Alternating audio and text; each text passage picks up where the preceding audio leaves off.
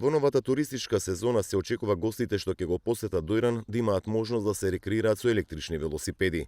Центарот за развој на Југоисточниот плански регион склучи договор за набавка на 20 електрични велосипеди, станици за полнење, градски информативни LCD табли, но и широкопојасен интернет. Целиот проект чини околу 80.000 евра. Постапката за електричните велосипеди е веќе завршена и со подпишувањето на договорот треба да се стават во функција. Се работи за проект, односно за реализација на проект преку Југоисточен плански регион за набавка на 20 електрични велосипеди, смарт табли и смарт клупи.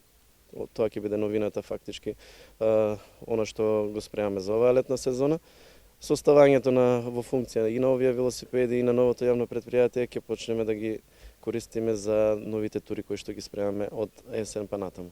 За престојната сезона Дојран работи на уредување на нова плажа кон македонско-грчката граница во должина од приближно километар, а се посипуваат и постоечките во интерес на гостите. Таа ќе биде слободна плажа, се работи за средства кои што ги користиме од европските фондови, расчистување пред се на крајбрежјето и уредување на тие делови кои што беа обраснати со бујна вегетација. Сега ја ставаме таа плажа каде што на времето биле и најатрактивните плажи, односно се работи за локацијата од плажа Фуктак па се до граничен премин. Се преуредуваат и се насипуваат со песок старите плажи, ќе имаме партерно хортикултурно уредување на централното подрачје.